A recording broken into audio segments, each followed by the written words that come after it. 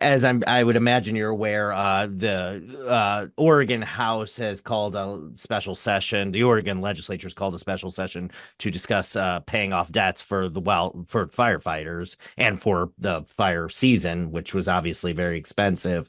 Um, my understanding is, and maybe you can help me out with this, is they're still anticipating money coming in from the federal government from FEMA, but is that uncertain whether that will come in? Well, I'm investigating it right now.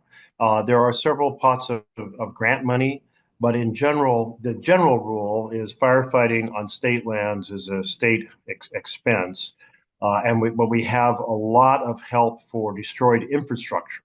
And so I'm exploring whether we can get help to rebuild the infrastructure on our state lands that's been burned, or any other way we can get support. But most of the federal support comes in the form of training crews, firefighter pay, thinning and mowing and prescribed burns to reduce fires on the front end, and then when there's destroyed infrastructure, helping with first federal infrastructure, and of course we got a lot of federal land in our state, and then I'm exploring whether we can get help for infrastructure on our state lands. I from reading some of our state legislators, the way they've talked about this as this upcoming special session, um both Republicans and Democrats saying, almost throwing their hands up like this is our new normal, and these are expenses that seem almost unsustainable. What can be done? I mean, I understand, there is money going in to the things you were just saying in terms of on the front end and even on the back end, but is there even more help that's needed from the federal government? We know our western states, and you can take Idaho, Montana, Washington, Oregon, but on down through California, New Mexico, Arizona, Nevada, are all suffering, even Colorado, these horrific fires. So we're banding together to say we need a lot more support from the federal government to tackle this challenge. A lot more support up front with forest management, a lot more support with fire crews, and a lot more support for land that isn't traditionally considered a federal responsibility. But it is, of course, a challenge. The disaster packages focus, first on families affected, and then on federal infrastructure comes next. And as you try to expand the set of things that are covered, you've got to expand the funding. So that is what we would have to push for and are pushing for. And am I right? So in the infrastructure bill, the bipartisan infrastructure bill passed a couple years ago, there was included in that some funding for wildland firefighter pay increases. Is that possibly going to expire? No, we're sustaining that. Okay. And right now, I'm highly confident we're going to keep that fire pay in place.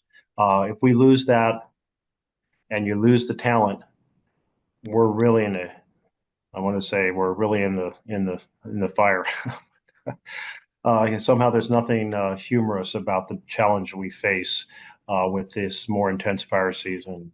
They're hotter, the fire season's longer, the wind blows harder, there's more lightning strikes. It's a combined set of effects that mean we're going to see more and more damage in the years ahead. So to extend that, would that have to be included in the funding packages passed within the next couple weeks or within the next week and a half?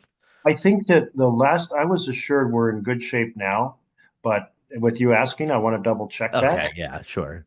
and make sure that's right, because there's often little twists and turns in the packages that are going forward. Sure. Yeah. Okay. I also, switching gears a little bit, I wanted to ask about childcare. Another thing that I know you've pushed for, helping out with pre-K and stuff. Recently, Lane County had a session where they said this is a childcare desert, and we are in. It's a real problem right now. Way too expensive and not enough providers. Is this something that you're still looking to invest in from the federal level? Well, we've been dealt a huge blow by the federal election, in that the Democrats have been fighting for increases in child care. We have some very detailed plans from Senator Murray from Washington State. We came within a few votes of an extension of the child care provisions that we had during COVID, but we lost by a vote or two. And now with the incoming Congress, basically less, the majority is not supportive. So we're going to keep. We feel like this is one of the fundamental issues that if you talk to your constituents in rural America or urban America, I know it's true in rural Oregon and urban Oregon, families are struggling with child care. And the proposal from Senator Murray that I strongly support is that families shouldn't have to put more than 7% of their income into child care. We also invest in training a lot more child care practitioners because if you're going to have more children qualify for child care, you need more places for them to go. Switching gears again, we'll go international. Obviously, what's happening in Syria sort of changes day by day or minute by minute. Um, but I know there's a opportunity here for America to have some of its interests strengthened in that region, but also it's still uncertain. How do you think we should play a role in what's happening in Syria? Well, one of the things we need to do is really support the Kurdish population. They were so essential in taking down ISIS. And this group that's coming to power in Syria has started as kind of a hardline ISIS group. It's moderated its public stance, but we're not sure how much it's moderated the reality of that in terms of what it wants to pursue.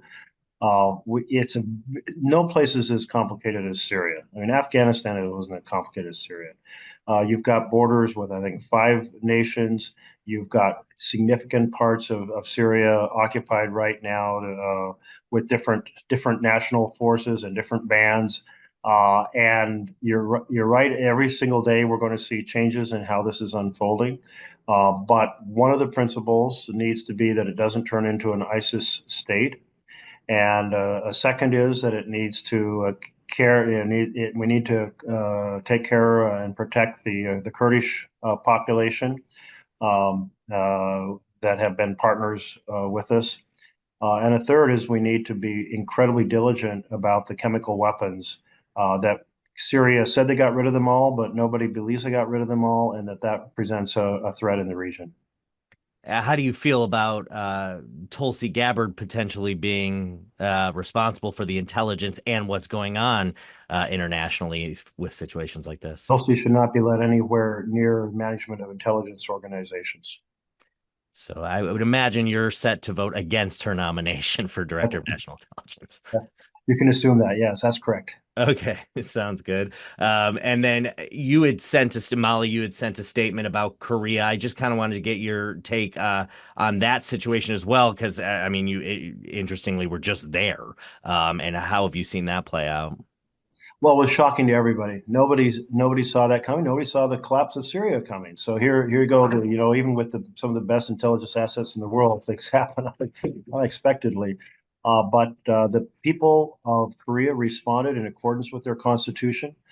They quickly assembled the congressional vote to end after 6 hours the decree of martial power, and so it's a tribute in the end to the strength of the South Korean democracy. But it's going to continue to reverberate. There's going to be additional efforts to oust the president. It came within just a few votes, I think 3 to 5 votes of passing. And the just it has really kind of sent a shockwave of concern that any Korean president would declare martial law. So there's Yoon. When I was there just a couple of weeks ago, his popularity was down to 17%. I think it's somewhere far south of that right now.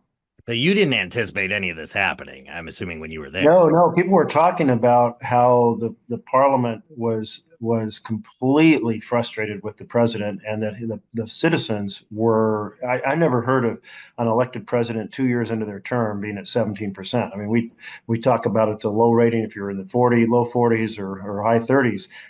This is far worse than that. So. clearly there had been a deep disconnect with his administration and the Korean citizens. Hey, Thank you Brennan, so I'm much. sorry. I'm gonna have to keep them moving. We're We votes got it. are No, that was turning everything. today. Thank you so much. Appreciate it. And then I have phone calls in right now on the fire question, trying to determine if there's a pathway to get more help for Oregon. Sounds great. Thank you so much. Thank you.